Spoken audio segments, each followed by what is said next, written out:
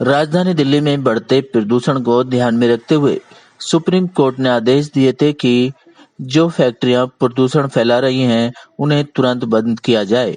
इसी कड़ी में उत्तर पूर्वी दिल्ली के गोकलपुर गांव में एमसीडी की तरफ से कार्रवाई की गई और फैक्ट्री मालिकों को नोटिस भेजे गए कि तुरंत प्रदूषण फैक्ट्रियों को बंद किया जाए, जिसके चलते फैक्ट्री मालिकों ने अपनी फैक्ट्री खाली करनी शुरू कर दी है। छोटे इकाई वाले उद्यमी एमसीडी पर आरोप लगा रहे हैं कि एमसीडी कर्मचारी उन लोगों को भी नोटिस दे रहे हैं जिसके छोटे लघु उद्योग प्रदूषण भी नहीं फैला रहे हैं। कुछ ऐसे उद्यमियों ने बताया कि हमारी आटा पीसने की चक्की है, उस पर भी एमसीडी ने बंद करने के नोटिस दे दिए हैं, जिसके चलते छोटे उद्यमी बेहद परेशान हैं।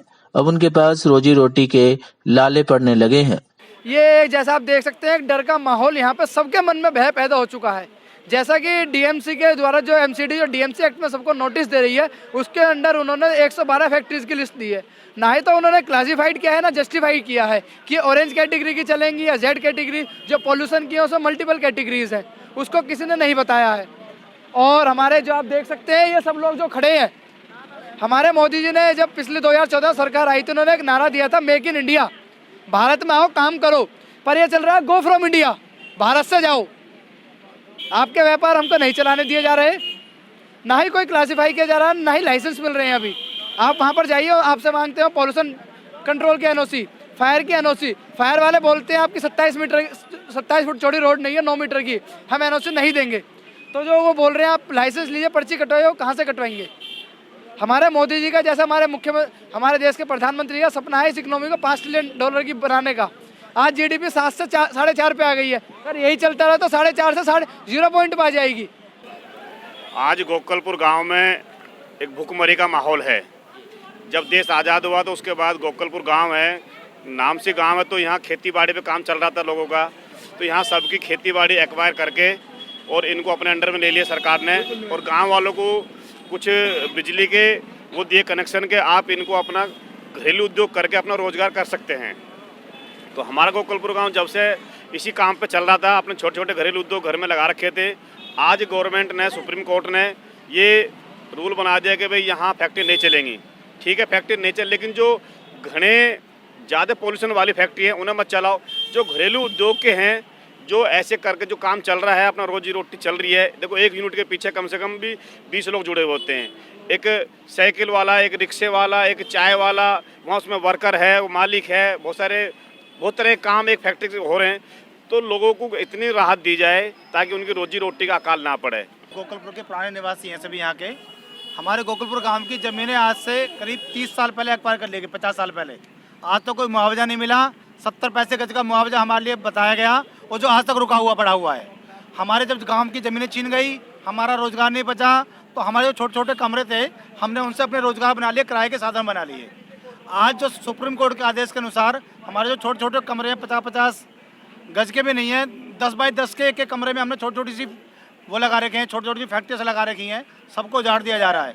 हमारी गवर्नमेंट से एक अपील है, सुप्रीम कोर्ट से भी, केंद्र सरकार से भी, दिल्ली सरकार से भी, यहाँ तक कि एमसीडी से भी, कि हमारे जो छोटे छोटे व्यापार हैं और दिल्ली के सभी गांवों के जो व्यापार हैं उनको बचा लिया जाए, बेरोजगारी ना फैलाई जाए हमारे यहाँ पर। जी, ये गोकलपुर शादरा इलाका लगता है। ये भीड़ इकट्ठी इसलिए हुई है क्योंकि इन सबके पेट पे लात मारी जा रही है। ये जो रोजगार छीने जा रहे हैं, आप ये बताइए, पहले हम खेती करते थे, उससे अपना पेट पालते थे। हमारे खेत छीने गए, हमें छोटे छोटे उद्योग दिए गए। आज क्या हुआ है कि अब सारे उद्योग छीन लिए गए हैं। अगर ये होता चलो छोटे उद्योग चलने दीजिए, बड़े निकाल दीजिए। वो सरकार ये नहीं सोच रही है, जो उद्योग निकाल रहे हैं ये एक आदमी नहीं, इसके पीछे हजारों लोग भूखे मरेंगे।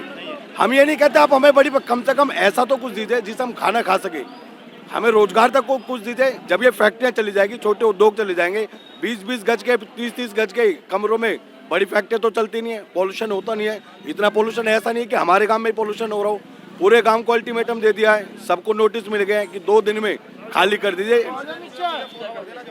फैक्ट्री खाली करने का। उनको ये मतलब नहीं है कि यहाँ किस चीज़ की फैक्ट्री चल रही है। वो सर्वे करने आए, उन्हें हमें नहीं मालूम क्या सर्वे करके गए हैं। उन्होंने डोर टू डोर कर दिया, फैक्ट्रियाँ बंद दिखा दी। उसमें उन्होंने ये नहीं दिखाया, हमने दिखाया ये छोटी फैक्ट्री है। उनका कहने का मतलब है कि आप खाली कर दीजिए। हमें नहीं मालूम प्रदूषण इस फैक्ट्री से हो रहा है या नहीं हो रहा है। उन्होंने तो कह दिया कि हमें पूरा गाँव खाली चाहिए। आप देख सकते हो पीछे मशीनें लोड हो रही है। 2 दिन हो गए, हमारे गाँव पूरा खाली हो चुका है। 80% पूरा गाँव खाली हो चुका है। अगर ऐसे नहीं मिलेगा तो ये बताइए खाना कहाँ से खाएंगे। दिल्ली गवर्नमेंट, सुप्रीम कोर्ट, केंद्रीय सरकार अगर ऐसे करेगी, इनको उजाड़ेगी, ये कितने रोजगार वाले, ये 3-3 हजार 2-2 हजार वाले ये रोजगार मजदूर आदमी है, ये कहाँ जाएंगे? आप ये बताइए, कहाँ से रोजी रोटी खाएंगे? एक हम 10-10 गज में, 20-20 गज में हम अपने रोजगार चला रहे हैं, इनको रोजगार दे रहे हैं गरीब आदमी की। हमने क्या कर लिया, क्या कमा लिया है?